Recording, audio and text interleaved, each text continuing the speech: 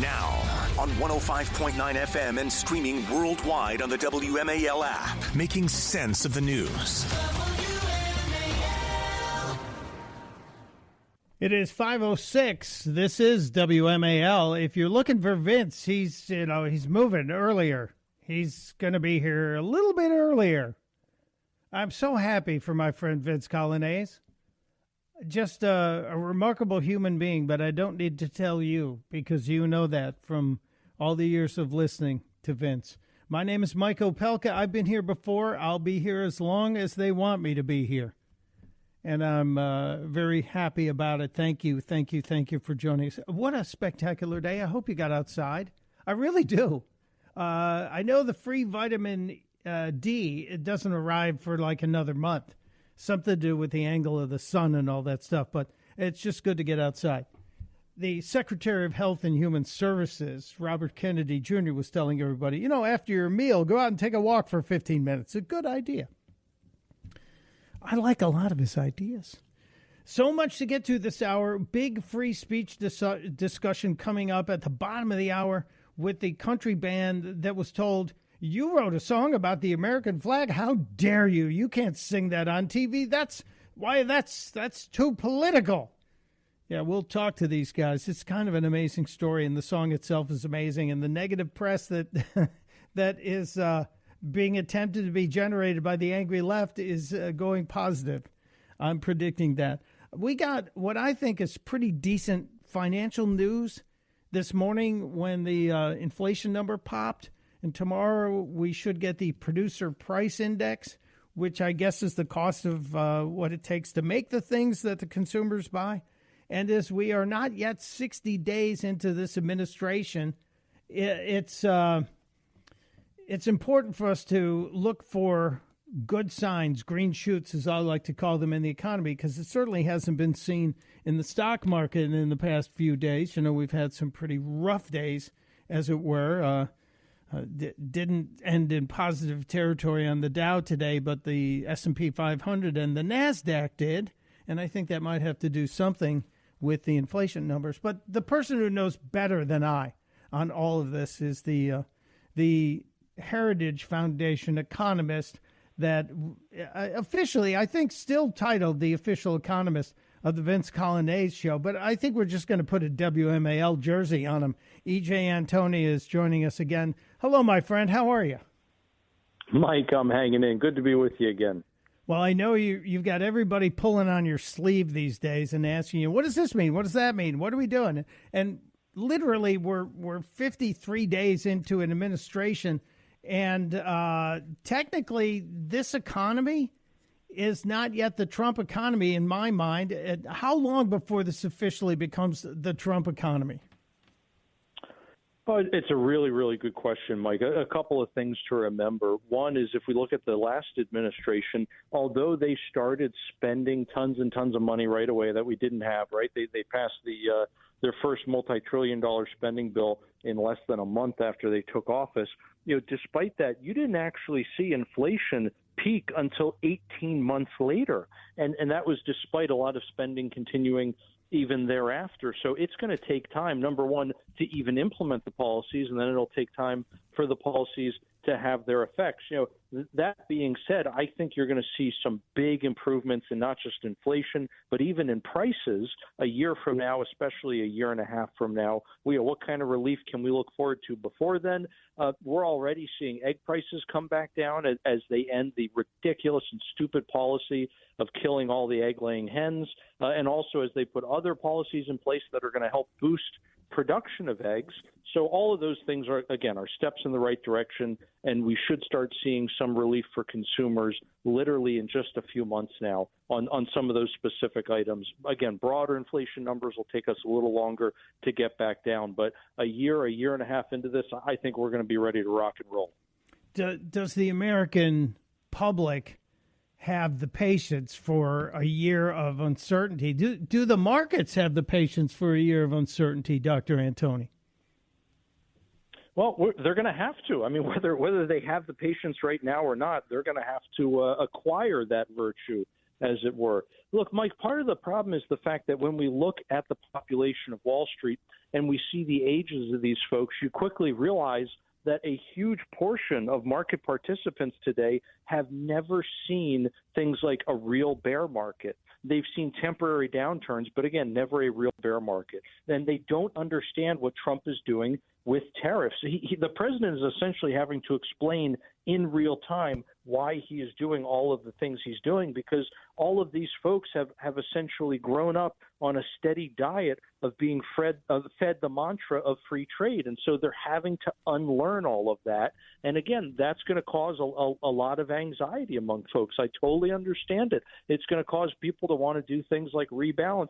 Again, totally understand it. But we're in this for the long haul. We are not going to move the economy from sugar high to sugar high anymore and just keep going back to, more hair of the dog, going back to the bottle every morning when it's really time to sober up.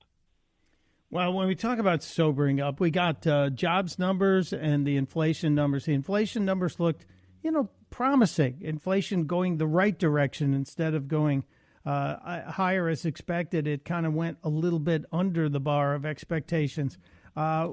We saw the jobs numbers late last week, and there was a return to some manufacturing jobs, some of those in the automotive world. Were there other bright spots among the jobs report? I knew it was not as high as anticipated, but as Lindsey Graham said, still created 155,000 jobs last month. Well, one of the brightest spots, frankly, was the fact that nearly all of the jobs added were in the private sector. In fact, if you look at federal jobs, we actually shed 10,000 of those. You're going to see even more come down in the next month's jobs report. And today's layoffs in the Department of Education, because of the way the pay period and the surveys line up, that isn't even going to show up in the March report. So we won't get those numbers until the April report, which will obviously be out in May. My point, Mike, is that we over the next several months should see a steady decline in the federal workforce, and that's a very, very welcome sign. It's going to be saving taxpayers' dollars, and it also means there's going to be less bureaucrats making trouble. Well, the shrinkage in the number of government workers, that's less of a burden on the taxpayers. But does that affect the bottom line when it comes to employment numbers? Will that drive that unemployment number higher, or will the market be able to absorb all of these dismissals? Oh, no, it can certainly cause some of these different economic metrics to look worse, but that doesn't mean people's lives have gotten worse. Mike, one of the greatest lies over the last 4 years has been the fact that if GDP goes up or if the Dow Jones Industrial Average goes up, then somehow everyone is better off. That's not the case. What we saw steadily month after month was people's lives get demonstrably worse. Even though people's weekly paychecks, for example, kept growing throughout the last 4 years, what those paychecks could buy was steadily falling. And so, again, just because a number looks good on the surface doesn't mean it's actually good in terms of how it affects people's financial reality. Same thing with these jobs numbers. You hire a bunch of government workers. Okay, all you've done now is increase costs to the taxpayer, and you're going to need to add typically a minimum of 80 private sector jobs to support a single government job. We haven't been doing that, which helps explain why we keep driving that federal debt higher and higher just to make these jobs numbers look good. Same thing, and I'll finish with this, since you mentioned the unemployment rate, Mike. There was a single month in the Biden administration where the number of people who said they were employed by the federal government exploded by 700,000 in a single month. And so the result of that was that it drove the unemployment rate down. But if you get rid of all those federal workers, what happens? The unemployment rate doesn't go down for the month, it goes up. Just remarkable stuff when you get the actual honesty on this. And I encourage people, if you're not following E.J. Antoni on Twitter X, you should follow the account with the blue check mark. That's the one with all the latest and greatest stuff. E.J., you made note today, as we talked about the inflation number, that the inflation numbers for the last basic year for the Biden administration was considerably different than the last year, than the Trump first couple of weeks of the Trump administration on an annualized basis. How did the Biden administration get away with telling us that inflation was under control when it appeared to be in the fives in terms of percentage points and not the threes, the low threes, as we were being told? Well, probably because they have most of the media in their corner who are just going to repeat any of the talking points that they get handed by a Democrat White House. Obviously, that's not the case anymore because Trump's in the White House and they pretty much all hate him. But whatever the case, I think the numbers speak for themselves. If you look at how fast prices were rising from one month to the next, that had been accelerating since June of last year. So from June of last year to January of this year, each month, the rate at which prices were rising was re-accelerating. So things were getting worse, not better. However, February, first month of the Trump administration, what happens? Prices actually, yes, they still rose, but they rose at a much slower rate. The rate of increase was cut in half. So it's like you're driving down the highway. Instead of going 60 miles an hour, you slow down to 30. Yes, you're still moving forward. Yes, the mile marker on the side of the road is still going up. That's the price level. But the rate of increase, your speed or the inflation rate, that's been cut in half. That's a great improvement for a single month. I'm trying to figure out if we're going to see some sort of consumer confidence boost. It sure feels like with the media down talking the Trump economy, it's going to be hard for a consumer to see positives. With the price of eggs dropping, and it looks like the price of oil and thus the price of fuel are going down, will the consumers feel that quickly enough to rebuild or bolster confidence from the consumer, from the person spending? Oh, it's certainly going to have an impact. And as time goes on, with each additional month of prices either coming down or at least staying a little bit lower, that impact is going to build because people have more confidence that these price levels will stick around, right? That it's not simply going to be a one-off. But the other thing to remember is we have a lot of different metrics here. We have things like consumer confidence. We also have a survey that's called consumer sentiment that comes from the University of Michigan. I don't even pay attention to that one anymore, honestly, the consumer sentiment one, because they oversample Democrats.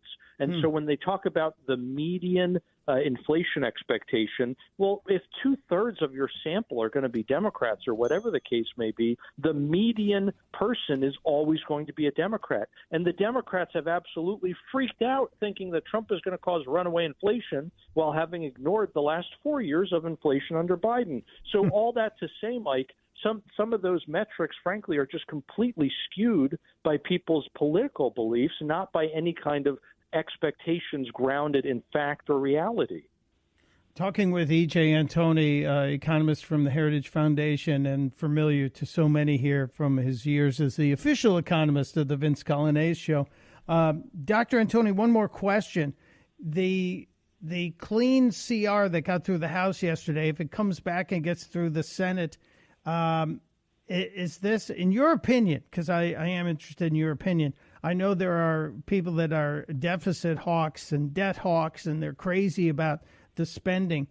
Was this a necessary evil, a good idea? What's your take on this?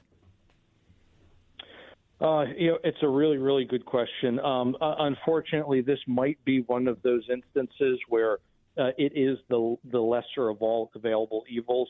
I'm limited in what I can say here, quite frankly, but it does seem like at the end of the day, the idea of being able to get all of the cuts we wanted right away was probably just not politically feasible, and also maybe not even mathematically feasible, because many of these reductions in spending, you need to build those into your budget. In other words, you need to be able to estimate how much are we going to save over the next 10 years by cutting all of the things that DOGE found in USAID. By cutting all of those, what's the impact going to be on the budget? We need time to do the math and to get those figures so that we can incorporate them into the reconciliation process.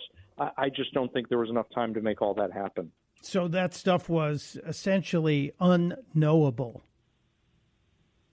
For right now, and also, frankly, there are a lot of updates that need to be done to different models that are used to try to do things like estimate tax revenue. The CBO was laughably even off in terms of their estimates of how much revenue was going to come into the Treasury after the Trump tax reform was put into place. And they were off by hundreds of billions of dollars. I mean, it wasn't even close. Wow. And so we clearly need to fix those problems so we can get accurate estimates of what these changes to the budget are actually going to do. So much great information, and I appreciate your candor and your caution. You know, you don't give reckless projections and reckless analysis, and that's why I encourage people to follow E.J. Antoni. Great stuff on Twitter X. My friend, thank you for always being available to help us understand it. Thank you, Mike. There he goes, and here I go. It is 22 minutes after 5 o'clock. Mark Levin, weekdays 6 till 9 on 105.9 WMAL, making sense of the news. It is 5:28. Mike Opelka with you on WMAL. So honored to be here, and I'm honored because just around the corner, we're going to meet Jonathan and Seth Duggar. They're two country music stars. Well, hopefully they'll be big stars, whose song just got blocked in Nashville because it's too political. It's about that pesky American flag. You don't want to miss this one. It is WMAL. News Talk 105.9 WMAL, making sense of the news. It is Wednesday, 5:35 on WMAL, and we like to say we're trying to make sense of the news. And this one had me scratching my head earlier today. It's Mike Opelka, by the way. I am here as the transition of Vince Coglianese's show to the spot occupied previously, or about to be previously, by Dan Bongino is underway. The weird part is I'm friends with both these cats, and I happen to love them both. They're just incredible people. So happy for both of them, and so honored to be here with you on WMAL.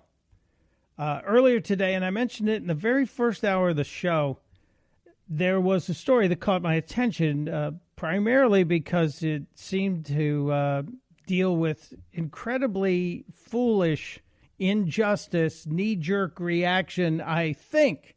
And it was a question about the First Amendment, at least in my opinion. Story of a band, the Duggar Band, out of Tennessee, and they were going to appear on a morning television show in Nashville. And then they got a letter from the station, or maybe their management got this letter saying, hey, we don't want you to sing your new song, True Colors. Not the Cyndi Lauper song from a billion years ago, but a song about the true colors of the American flag. You can sing anything else, but you can't sing that one because, you know, that's just too biased, too political. And I'm sitting here going, well, hold on a second. I'm watching this story unfold and watching the letter being read by the brothers on Twitter X, and I said, we got to reach out. So we did. Reached out to the Duggar Band, to the brothers Jordan and Seth, to get the story on this, because I'm a free speech guy. And as you guys have seen or heard on this radio show, we've even allowed people with crazy opinions on the far side of the spectrum, political spectrum, on the show. We then back it up with facts to shut them down. But to call a song honoring the American flag biased patriotism and say you can't do that, crazy to me. Absolutely crazy. So joining us, I think we have Jordan Duggar with us on the phone. Jordan, is it just you, or are you with your brother? You've got both of us, Jordan and Seth. Yes, sir. Thanks for having us. Well, gentlemen, glad you're here. I'm a guy who's a fan of great music. I have a whole bunch of country music in my music files. I have to admit, I didn't know who you were until today, but you are now in my files already, especially this song, True Colors. Did I describe it right? Was this what happened? The station had booked you and then said, you can come, but you can't sing that song. Correct. We were scheduled to go on actually this morning, and we got an email on Monday evening saying that they still wanted us on the show, but we needed to pick a different song because our song, in their opinion, was politically biased. And I think they expected us just to choose a different song because, you know, it's a good amount of exposure to go on that show, and it would really help our band and everything. But we just didn't sit right with us, and we called our buddy John Rich, who produced the track for us, and when we talked about it, we quickly made the decision that if we can't play that song, which is our newest single and a song we wrote about loving America, then we're not going to play. And we took that stance, and at the risk of just not getting some exposure, but it's been wild since yesterday morning. We put a video about it on our social media, and all of a sudden it just took off, and people everywhere started having our back with the decision and with support for the song, and it's been incredible. It's been a wild 36 hours that we could never have imagined on Monday morning what has happened. And we actually found out just a little while ago that True Colors is actually now the number one downloaded song on the country iTunes chart. And so within 36 hours that has happened, and that's just amazing. We appreciate everybody that supported the song, and we're just happy to have a song that talks about how much we love this country, and we're glad that people have supported us with it. I'm thinking, Jordan and Seth, had this happened about 2 weeks ago, you might have been in the First Lady's section in the congressional speech with the president the other night. If this had happened a little earlier, maybe you'd be playing this on the South Lawn at the White House. Just saying. Oh man, yeah, it's been a wild ride. Like my brother was saying, the past 36 hours has been life-changing for us. It's incredible to see the outpouring of love from everybody. And, we wrote this song not with politics in mind, but with patriotism in mind. For us, we try to look at things from a perspective of faith, family, and freedom. And that's principles that we hold close to us. And that's this kind of song that we wrote. And I feel like that's what country music is: faith, freedom, and family. That's the three things that you need. And, God's number one, and then family's up there, but then our country's up there as well. And so we wanted to write a song that brought everybody together. And to us, we had no idea that simply loving your country was political. And I don't understand that one, but here we are, and I'm thankful that it happened, because we've had so many people that found out about us the last 36 hours and have been so extremely supportive, and it's just been absolutely incredible for us. Well, I'm happy you got that number one on the iTunes country chart. I'm guessing it's probably going to cross over and hit the general chart with the amount of attention it's going to garner nationally. I know here in the WMAL audience there are a bunch of country music fans, and it's not just country music. It's good music. It's good music with a message.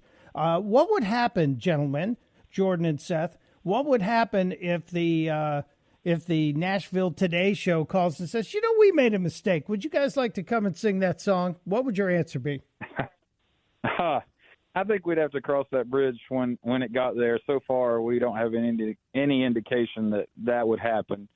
I know that some people who've had us on interviews have tried to reach out to the station and haven't been able to get any response. And so I don't think that there's really a dialogue there that would lead to that. But, see what happens, but I don't think that will happen. Well, maybe you'll end up in New York City on the plaza outside Fox and Friends playing this song on a Friday morning. They have a tendency to bring bands in. Wouldn't that be a sight to see? That would be great. Hey, and hopefully we can make it up your way sometime soon. We've played in the area before. So it's been a little bit since we've been up to D.C., but we'd love to come up. If you guys get a White House invitation, I expect to be on your guest list. I expect to be somebody's plus one. All right.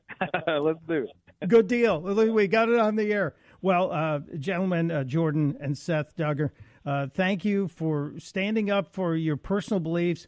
I believe the song True Colors, and I'm talking about this new country song, not the Cyndi Lauper song of the same name.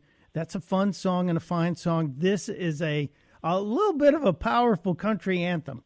And I salute you for standing up for yourselves and for your music. And I got a feeling people are going to say, well, then now they're an overnight sensation, but you've been making music for almost a decade now. You got albums out for 9 years. So I hope this is your 9-year overnight sensation moment. Hey, that's how the music industry works for a lot of people. You hear that over and over. So, hey, as long as it takes, man, we love making music, and we're just happy that a lot more people are enjoying our music now than they were a couple days ago. So we're excited about that. It's a good thing. Congratulations. And thank you for making time for us. Hey, thanks so much for having us on the show. Yeah, thank you. Thank you, guys. Take care. God bless. There they go. The Duggar Band, Dugger, and it's like the name Doug. They're on iTunes. They're everywhere on every platform.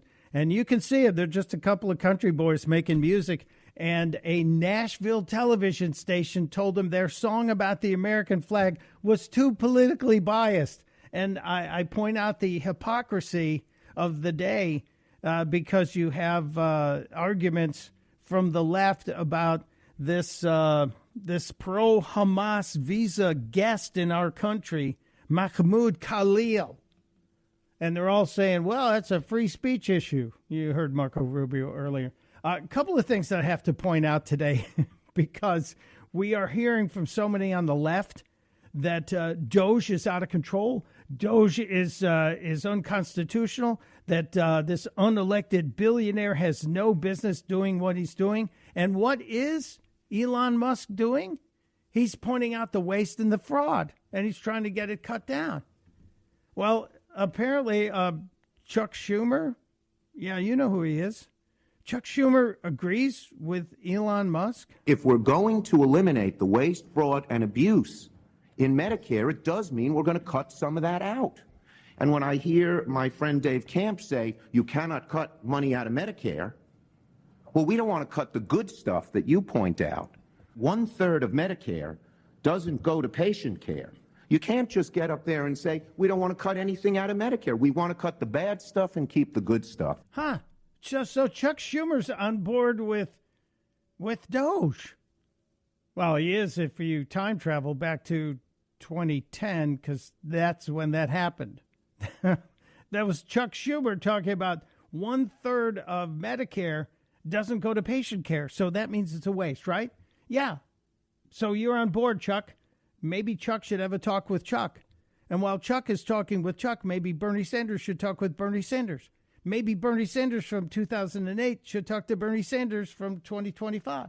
There is no question that there is an enormous amount of waste and fraud and abuse in this government. There is no question to my mind that Congress has not been vigilant enough in rooting out that waste and fraud to the tune of billions and billions of dollars. I would simply say that while it is absolutely appropriate to condemn the Congress, it is also important to note that we have an administration in this city, in Washington, D.C., and the function of an administration is to administer. And that means that when there is waste and fraud, you have an administration who should also be on top of that situation.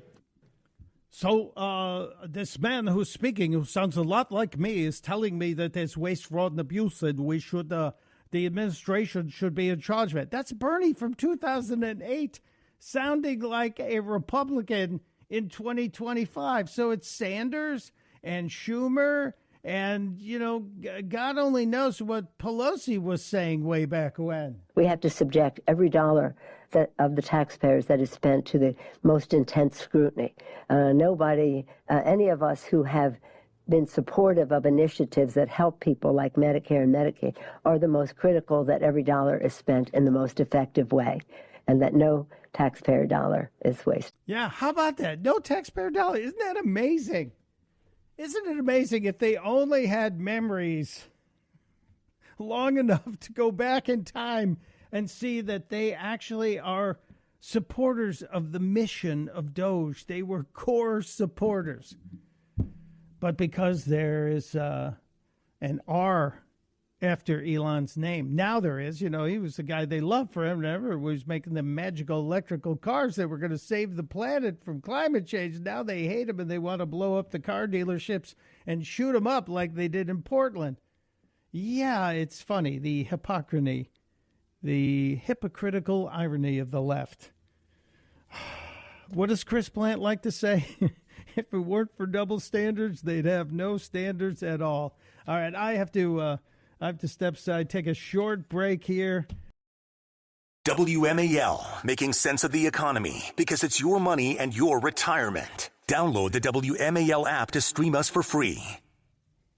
Yeah, do that today. Get the app. It rocks. It's great. It is 5:55 WMAL. Mike Opelka with you. Follow me on Twitter X. I'm out there. Mike Opelka. You can find me. Also on Facebook. Lightning round. Let's do a couple of quick phone calls, and I have a final thought before the great one, Mark Levin, gets here. JT in D.C.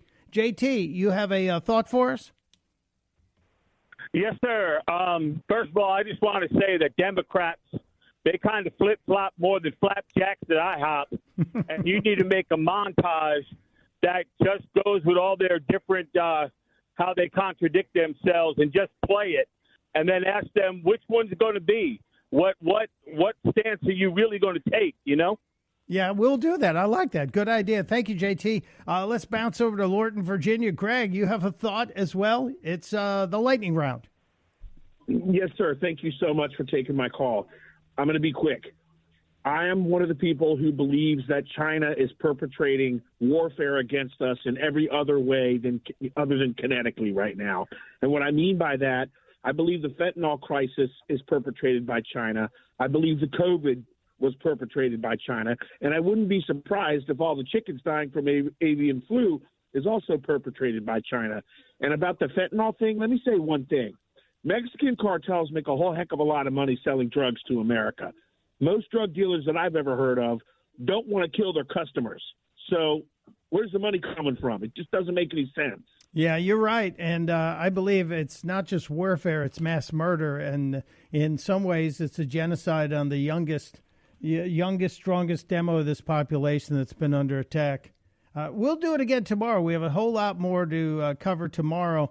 There looks like there is a new candidate emerging from the Democrat pool. Somebody familiar, Rahm Emanuel, looks like he wants to be the Democrat candidate for president in 2028. He's already got a slogan. I don't want to hear another word about the bathroom. You better start focusing on the classroom. Sure we will. Good luck with that, Rambo. All right, Mark Levin is up next. Till next time, it's Mike Opelka reminding you, testudo, my friends, testudo.